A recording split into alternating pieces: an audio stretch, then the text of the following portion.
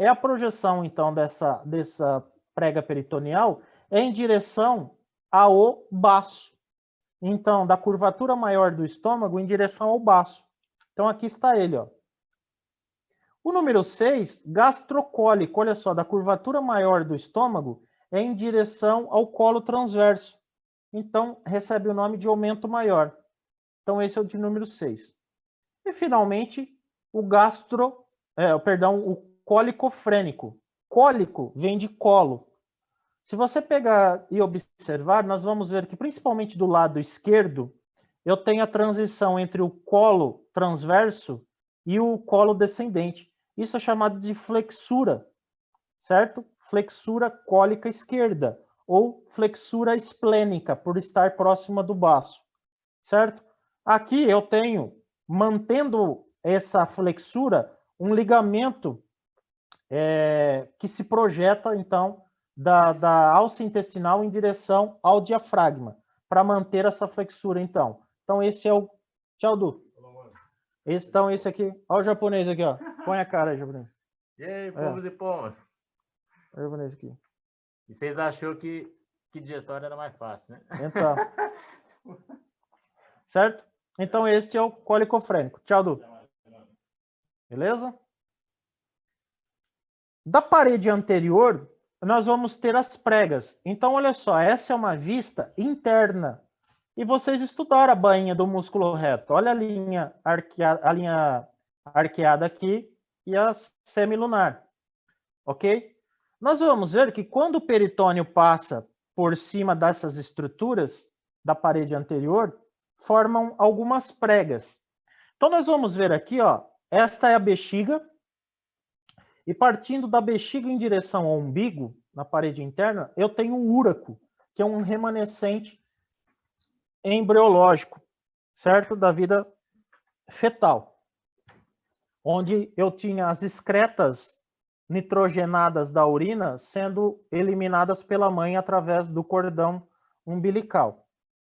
Então, esse úraco, depois do nascimento, ele vai sofrer uma coalescência, ele vai ser obstruído, certo? Quando ele obstrui, esse ducto ele deixa de ser funcional e se fecha e forma um cordão fibroso.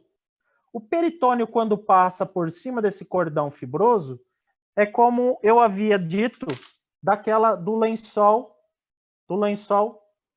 sobre o varal. Forma uma prega, tá vendo? O lençol sobre o varal forma uma prega. Olha só. Forma uma prega. E essa prega recebe uma denominação, que eu vou falar já já. Então, se nós observarmos, eu tenho o úraco medianamente, medialmente eu tenho a artéria, e essa é uma artéria umbilical, obliterada, uma de cada lado. Úraco é um só, a artéria umbilical são duas, e os vasos epigástricos inferiores, de cada lado também. Então, eu vou ter o úraco sendo recoberto, a artéria umbilical obliterada, oclusa, fechada, sendo recoberta, porque ela tinha função só na vida intrauterina do bebê, né? E os vasos epigástricos. Quando o peritônio vem cobrindo todo, o peritônio parietal vem cobrindo tudo isso, forma essas pregas, tá vendo? E aí dá-se o nome do seguinte: essa é a prega umbilical mediana, a do úraco, a prega umbilical medial, que é da artéria umbilical obliterada, e dos vasos epigástricos eu tenho a prega umbilical lateral. Então ficou mediana, medial e lateral. Essas pregas também vão formar aqui, ó, na parte da pelve, juntamente com a formação da parede anterior, duas fossas, aliás, três fossas. Essa fossa e essa fossa.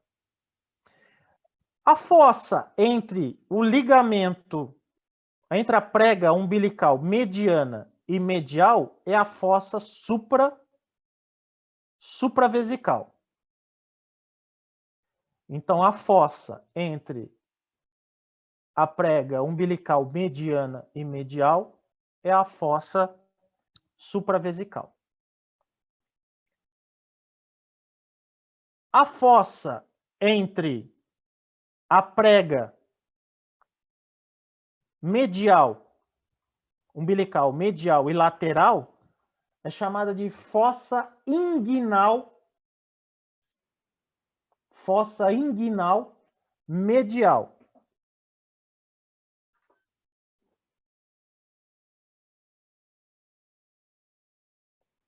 Então, a fossa entre a prega umbilical, medial e lateral é a fossa inguinal medial. E a última fossa, que é entre a prega umbilical lateral e a parede livre anterolateral do abdômen, é a fossa inguinal lateral.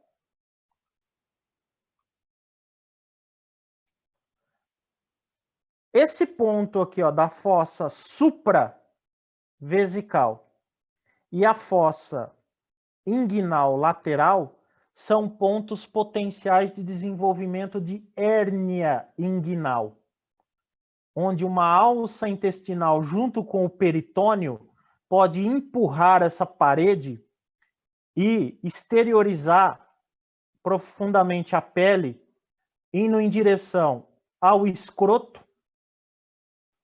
Então, eu tenho aqui as famosas hérnias inguinais. É um ponto potencial, certo? De desenvolvimento de hérnia. Por quê? Porque margeando aqui na fossa inguinal lateral, eu tenho a abertura do canal inguinal, que é por onde passa o testículo para ir para o escroto no desenvolvimento embriológico. Então, aqui no homem é uma área potencial para desenvolvimento de hérnia. Certo? E nessa porção da fossa supravesical, onde eu tenho o trígono de Hesselbeck, que depois vocês vão ver o que é isso, pode ser, é uma área de fragilidade da parede, onde pode ocorrer aí o desenvolvimento de hérnia inguinal do tipo direta. Então, aquela que adentra no funículo espermático, hérnia inguinal indireta. A que força a parede, aqui na fossa supravesical ou na fossa inguinal medial, são as hérnias do tipo direta. Certo? Aqui estão as pregas. Uma outra prega é o ligamento falciforme do fígado. O que é o ligamento falciforme do fígado? Nada mais é do que o peritônio, novamente, como se fosse o varalzinho, contornando a veia umbilical.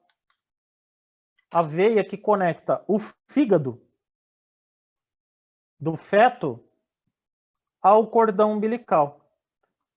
Então, todo o sangue que vem da mãe oxigenado, vem pela veia umbilical, é despejado no sistema porta do fígado, que é a veia que se abre para o interior do fígado.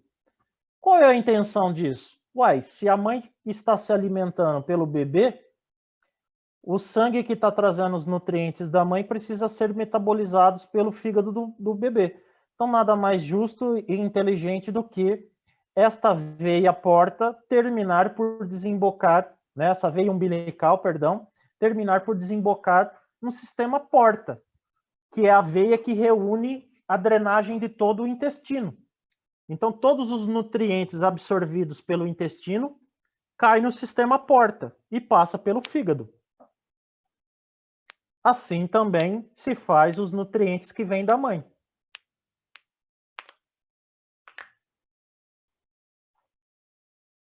Ok? Então, essa prega aqui na parede anterior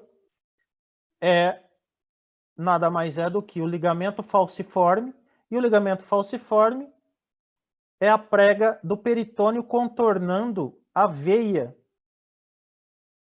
umbilical. A veia que liga o cordão umbilical ao fígado do feto. Fala, Mel. Boni. O ligamento falciforme também tem potencial de hérnia, porque tem aquelas hérnias que ficam em cima do umbigo. Aí eu queria saber se... Na verdade, toda a linha alba, ela pode ser potencialmente... Lembra daquele defeito que eu falei para você, de que as vísceras do bebê, quando sofrem a rotação, não voltam, que é a gastrosquise? Então, pode ter um defeito no fechamento dessa linha alba, que nada mais é do que uma cicatriz onde as aponeuroses de ambos os lados dos músculos da parede anterolateral do abdômen se encontram. E se ficar algumas fendas ali, essas fendas são fendas de potenciais desenvolvimento de linha alba, de hérnia de linha alba, você entendeu? O umbigo também, porque o umbigo é uma cicatriz. O umbigo nada mais é que uma cicatriz, certo? Se ele ficar, quando você fecha, né, o médico corta o cordão umbilical e coloca aquele grampo, é para o sangue do feto não vazar pelo cordão. E aí, depois de um tempo, o que acontece? Esse cordão, esses vasos se obliteram e ele acaba por cair. E fica a cicatriz umbilical. Se essa cicatriz não fechar, não for oclusa completamente, se torna patente do desenvolvimento de uma hérnia umbilical, tá? Aí tem que ser reparado cirurgicamente. Certo, obrigada, Pony. Nada? Pony, Que? deixa eu te perguntar, quando a mulher fica grávida e o umbigo fica para fora, sabe? É hérnia Isso. também? Aquilo ali não chega a ser uma hérnia, é porque como o umbigo não tem gordura sobre ele, o umbigo é uma região que você pode ver que ele não tem gordura sobre ele. E a pressão intraabdominal pela presença do feto faz que ocorra uma eversão. Depois volta ao normal. Mas se a mulher tiver ali uma fragilidade, ela pode desenvolver uma hérnia sim, tá? Mas normalmente não é hérnia, é simplesmente a eversão por conta da pressão, tá? Depois ele volta. Entendi, obrigada. Aqui, gente, ó, preste atenção que devido a esse ligamento, essa prega peritoneal, que é o ligamento falciforme e o ligamento redondo do fígado, que nada mais é do que a veia umbilical fechada, forma, entre essas lâminas do peritônio, uma continuidade com a parede posterior do abdômen. E lá na parede posterior eu tenho vísceras retroperitoneais, eu tenho vasos sanguíneos. E uma condição muito grave é chamada de pancreatite, né? Ou pancreatite aguda, hemorrágica aguda, ou necrohemorrágica. O que acontece é que,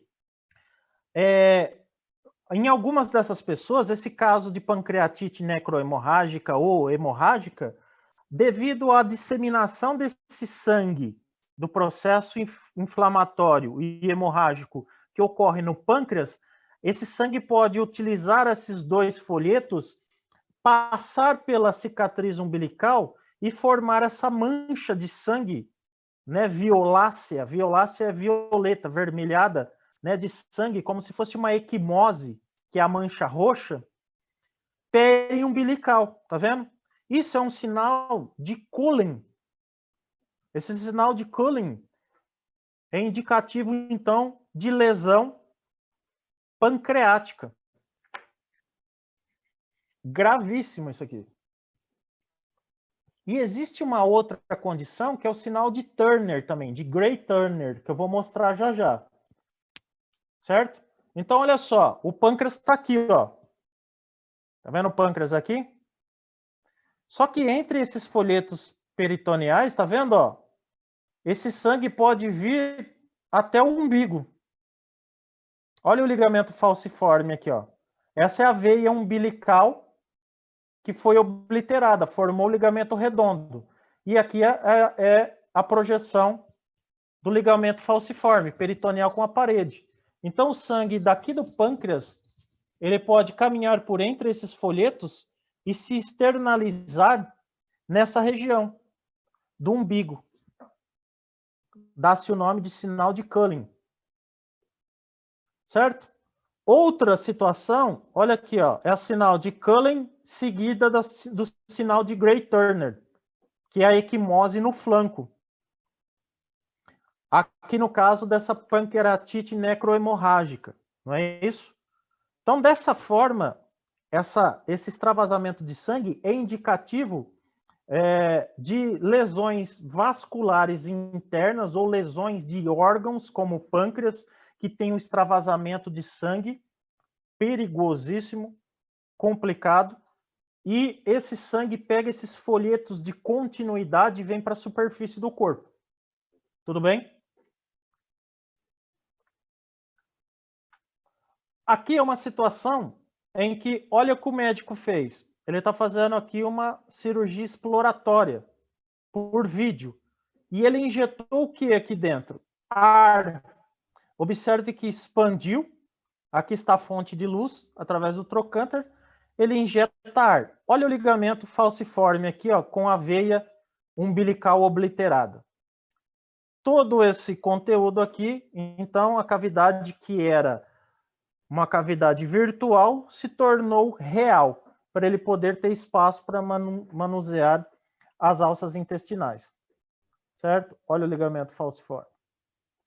Ligamento redondo do fígado, que é a veia obliterada. Certo? Aqui. Como é que chamava isso mesmo? Aumento menor. Aumento menor. Ele tem uma parte que é o ligamento hepatogástrico e hepatoduodenal. Perfeito. Posterior ao ligamento hepatoduodenal, eu tenho a setinha aqui indicando a entrada de uma bolsa, de um recesso, de um grande recesso peritoneal, que é chamado de bolsa Omental. bolsa omental, perfeitamente. E aqui, ó, entre o fígado, lá no fundo, o rim direito, perdão, e a flexura cólica direita, eu tenho um outro recesso, que eu vou mostrar para vocês, que é esse daqui, ó. Esse recesso é chamado de recesso de Morrison. Olha lá, ó. E é também uma bolsa, chamada de hepatorrenal.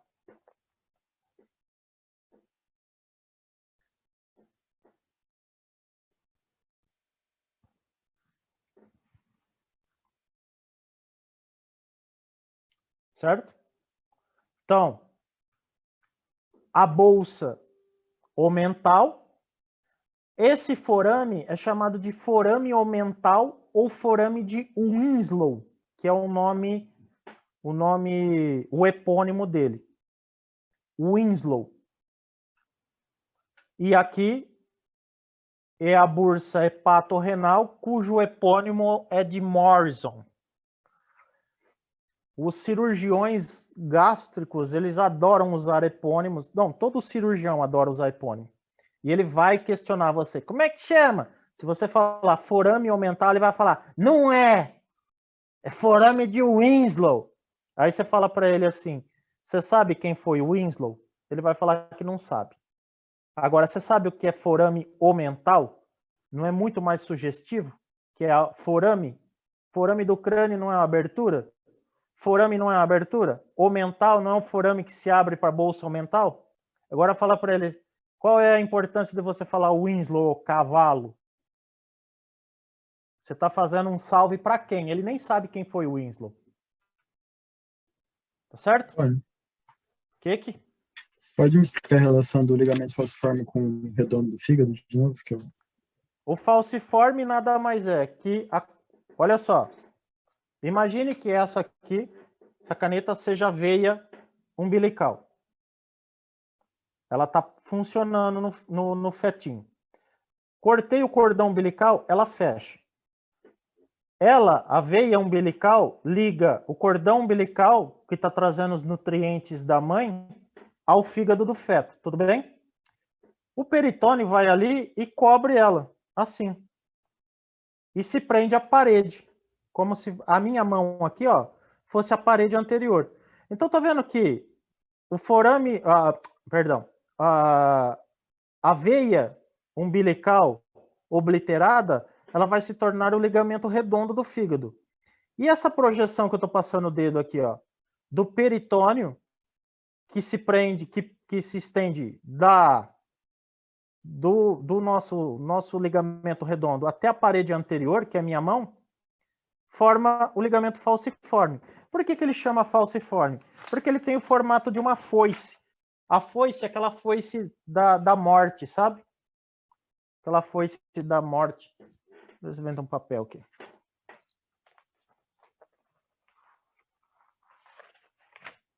A foice.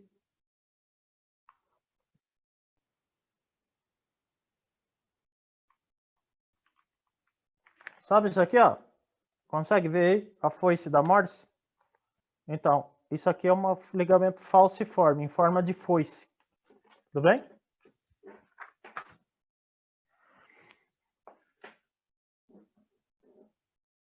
Então, como que ocorre a formação daquela bolsa mental? A partir da rotação das alças intestinais. Então, eu já falei isso para vocês. Olha lá, para ocorrer o acúmulo aqui, acomodamento desses órgãos que estão crescendo, precisa ocorrer a rotação intestinal. Então, olha, observe aqui o que vai acontecer. Ó. O baço ele vai ser deslocado para a esquerda e aqui, ó, o mesentério que acompanhava o baço vai sofrer uma aderência e vai ficar uma fenda aqui, que é a bolsa. Então, olha só, vem para cá, formou aqui, olha só, uma bolsa. Olha o baço para onde foi lá. Ó. Olha só aqui, ó, o estômago e o fígado. Aqui é a comunicação, então é o forame de Winslow, ó, ou forame omental. E essa é a bolsa. Tudo bem? Aqui embaixo, forame de Winslow, ó, ele é contínuo. Tá? Olha o médico aí, ó, o cirurgião. Aqui ele tirou o lobo esquerdo do fígado, ele introduzindo o dedo pelo forame omental, ó. Então o dedo indicador, a ponta do dedo indicador dele está dentro da bolsa omental. Ok? Ou seja, ele enfiou o dedo aqui, o dedo dele está aqui dentro. Ó. Certo? Olha só, em uma outra perspectiva. Esse verde escuro, aqui está o forame omental, a tríade portal, aqui na prega do ligamento hepatoduodenal. Então, a veia porta, o ducto colédoco e a artéria hepática própria. E aqui é a presença, então, da bolsa omental. Se eu cortar o fundo, o fundo do estômago, onde eu tenho ali partindo o aumento maior, e levantar o estômago, eu consigo ver, olha, a bolsa omental. Então, a bolsa omental tem como parede posterior, a parede que fica voltada para a coluna vertebral, principalmente o tronco celíaco e o pâncreas. E como parede anterior, a região do estômago. Certo? Então, observe aqui que isso que ocorreu, que o Boni está mostrando aqui, é o que é necessário fazer para acessar a bolsa, por exemplo, quando eu preciso fazer uma cirurgia. Para uma cirurgia no pâncreas. Então, normalmente os médicos, ou eles fazem uma incisão aqui, no ligamento gastrocólico, ou no aumento maior, levanta o estômago, ou senão eles entram aqui no mesocolo, por baixo, pelo andar inframesocólico, e abre o peritônio aqui. Porque o assoalho da bolsa omental é o mesocolo, tá vendo? É o mesocolo transverso. Ok? Então, ó, aqui eu vou mostrar para vocês num corte na altura de T10, ó, T10 na altura de T12, os órgãos que são peritoneais e os retroperitoneais. Então, observe que aqui eu estou vendo só órgãos, na altura de T10, só órgãos peritonizados. Então, o fígado e o estômago. A única areazinha retroperitoneal é essa que eu tenho a aorta e a veia cava inferior. Já na altura de T12 começam a aparecer os rins, ó. E tudo isso daqui é retroperitoneal, tá vendo? Olha a bolsa mental aqui, ó. Aí na altura de T12, dependendo se o indivíduo estiver em pé ou deitado, os órgãos, por conta do peritônio, sofrem mobilidade pela ação gravitacional. Então, por isso que ele colocou aqui, ó, T12 variation, certo? Que é o indivíduo, ele estando de pé ou deitado, porque aqui já começa a aparecer parte do pâncreas, ó. Aqui na altura de T12L1, eu vejo uma parte da cabeça do pâncreas e a veia cava inferior, mais a veia mesentérica, certo? E aí, somente essa região, ela se expandiu do ponto de vista, né, tem mais conteúdo retroperitoneal.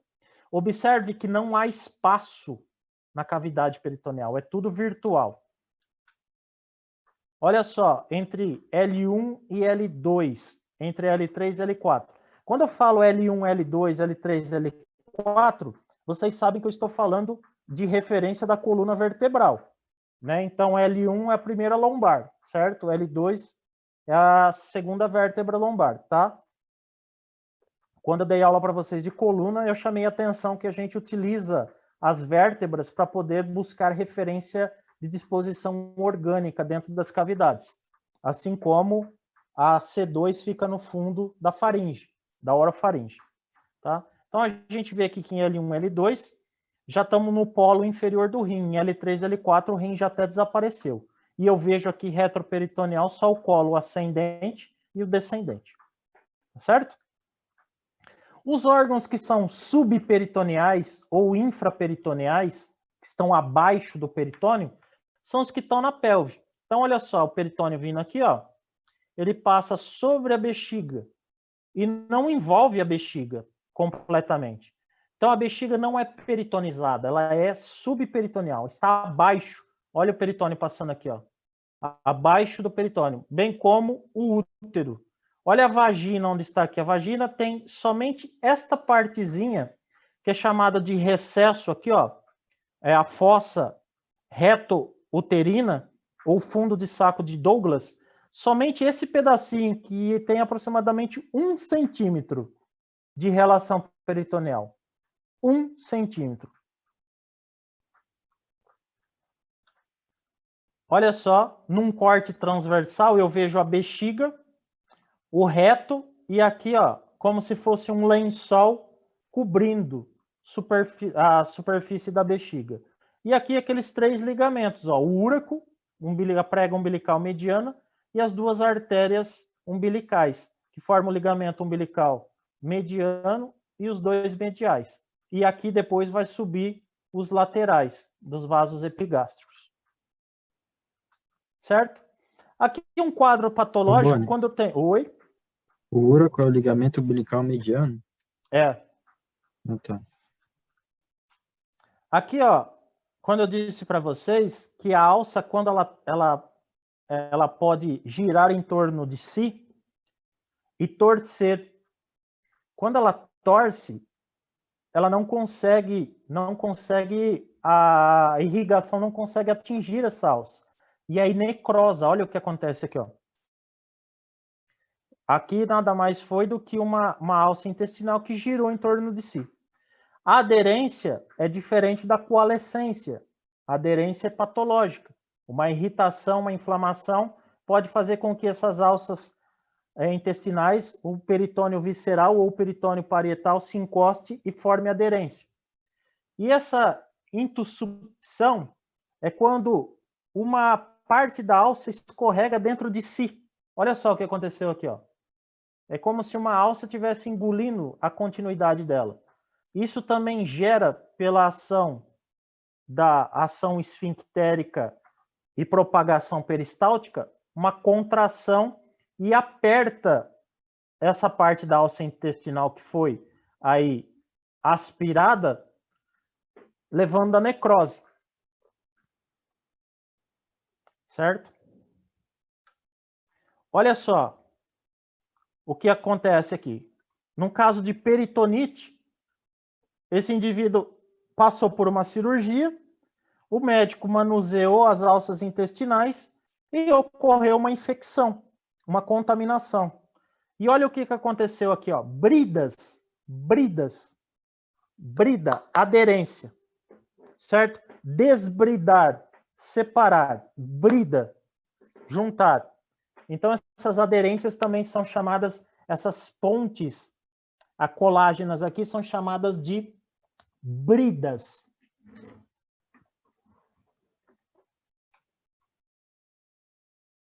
Por que ocorre isso, Boni? Porque quando o mesotélio ele é irritado, ele possui a capacidade de transformação em que essas células mesoteliais elas se mudam para fibroblastos. Então, elas se transformam em fibroblasto. Olha que louco isso. O mesotélio, quando irritado, ele pode se transformar em fibroblasto.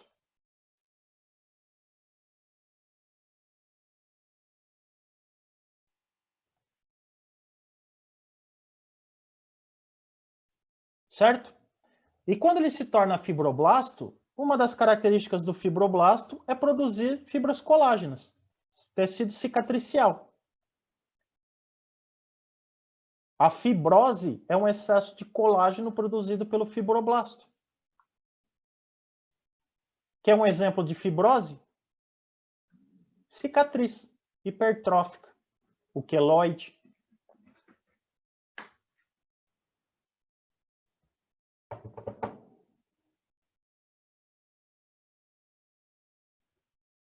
Olha aqui, ó, uma peritonite crônica, onde todo o peritônio está contaminado. E aqui, essa peritonite, observe nesse raio-x, foi devido à presença de um trauma pérfuro cortante. Então, teve um trauma, e esse trauma levou o micro-organismo para dentro da cavidade peritoneal. E esses micro-organismos se proliferaram. Olha quantas bridas eu tenho aqui. Então, esse aqui é o tecido histológico totalmente infiltrado de células de neutrófilos, tá vendo? Aqui é o tecido quando enxergado, é cheio desses pontinhos amarelos, que são as colônias bacterianas, purulentas. Ok? Então, quer um exemplo que pode levar a peritonite? Um trauma por uma faca, uma facada, um tiro. Então, uma lesão por arma de fogo, uma lesão por arma branca, um trauma devido a um acidente de motocicleta, onde você bate o abdômen contra o solo e tem uma farpa de madeira ou qualquer coisa assim que possa traumatizar a parede.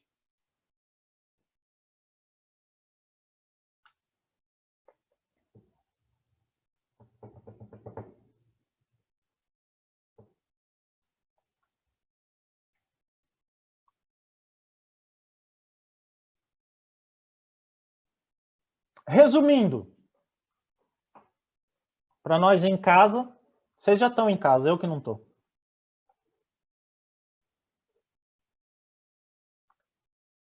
Os órgãos e vísceras que são envolvidos pelo peritônio recebem a denominação de órgãos do tipo?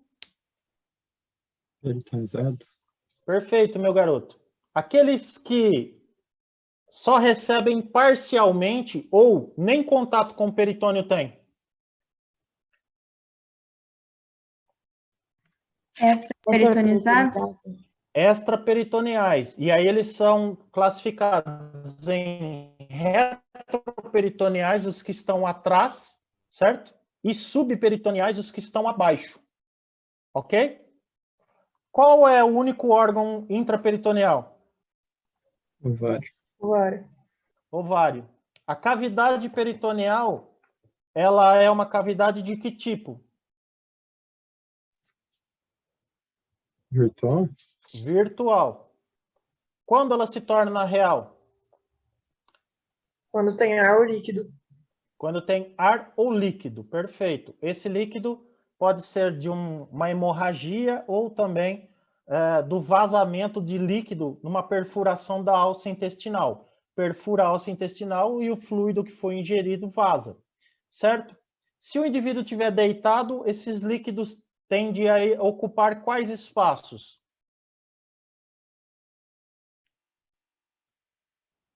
Como é que chama esses espaços? Nossa, esqueci. Suco paracólico e Paracólico. também os Excesso. recessos. Muito bem. Um exemplo de grande recesso, que forma inclusive uma bolsa. Bolsa mental. Tranquilo até aí? Então, olha só. A presença do líquido vai fazer com que o indivíduo, quando está deitado, que ele ocupe, então, esses recessos. Olha o recesso subfrênico aqui, ó. Ou o excesso de Morrison, hepatorrenal. Tá vendo? Aqui é o recesso pélvico, aquele das vísceras pélvicas, por exemplo, o fundo de saco de Douglas lá, que é o reto uterino ou no homem o reto vesical. Tá certo? Devido à pressão, tá vendo aqui que tem setinhas indo para cima e tem setinhas vindo para baixo? Vocês já pegaram um saquinho desses de doce de leite, ou antigamente vinha aquele suquinho assim, e você começa a tomar o conteúdo desse saquinho, e aí quando chega no final, ele colaba a parede assim, e aí parte do fluido sobe, parte fica no fundo? Ou quando você pega um saquinho de leite e faz a mesma coisa? Quando a gente respira, certo? O movimento diafragmático faz com que mude a pressão intraabdominal, assim como muda a pressão torácica. Então, a contração do diafragma empurra esses fluidos para baixo. Faz sentido isso? Por isso que quando a gente respira, o nosso abdômen se move. À medida que a gente deita e ocorre a expiração, que o diafragma se eleva, esse fluido, então, tende a ficar se movimentando dentro da cavidade, de acordo com a respiração, devido à ação pressórica. Igual o fluido dentro do saquinho, entendeu? Lembra que o saquinho de leite, quando você despeja todo assim, ou quando você está com aqueles sucos de saquinho, você toma assim, ele colaba e você vê aquelas fendas, aqueles sulcos, onde o fluido fica indo de um compartimento a outro. A Mel perguntou se eu não indico estudar pelo Moore. Não, porque o Moore vai fazer confusão na cabeça de vocês em relação aos órgãos intraperitoneais. Bom? E aqui um exemplo de esse indivíduo, ele está com o quê? Ele é obeso? Ele está com o quê? A causa de cirrose? Ele está provavelmente com uma cirrose, né? Agora, tem outra condição que pode levar ao acúmulo de líquido. E essa é uma condição que você precisa saber exatamente por questões fisiológicas. No caso aí, há o aumento da pressão hidrostática por conta do bloqueio do fluxo sanguíneo intrahepático, no caso da cirrose. Tudo bem? Aumenta a pressão hidrostática, a secreção de fluido, um transsudato. Agora, em que condições, por exemplo, que eu poderia ter essa situação, tendo o fígado uma função saudável, vamos dizer assim, não obstruída? Em que situação, Barriga por d'água? exemplo? Na barriga d'água, né? Mas aí na barriga d'água, que é por conta da esquistossomose, a proliferação do Schistosoma mansoni se dá a obstrução também. Uma outra situação que você usa a fisiologia. Pacientes com baixa produção proteica. Um paciente que tem uma disfunção hepática, por exemplo, uma insuficiência hepática, onde ele não produz albumina, a pressão coloidosmótica diminui e a pressão hidrostática se sobressai. Logo, o líquido que sai não tem proteína suficientemente no sangue para criar uma situação de pressão oncótica para trazer de novo esse fluido que saiu dos tecidos para o interior do vaso sanguíneo. Isso é fisiologia pura. Desenterrei isso lá de 2000 e branco e preto. Foi quando eu tive aula. E aí, como é que você cura um paciente desse? Dá albumina para ele. Você restabelece a pressão. O equilíbrio pressórico entre pressão hidrostática e coloidosmótica. Plasma. Dá plasma para ele.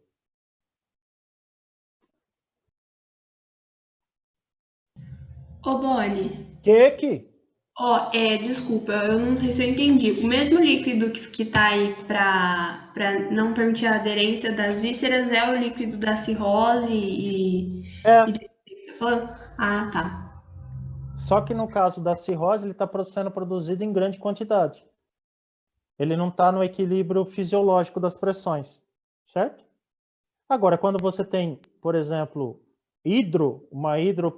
no caso, um hidroperitônio, pode ser a perfuração de uma alça intestinal e o extravasamento do conteúdo da alça intestinal para o interior da cavidade peritoneal.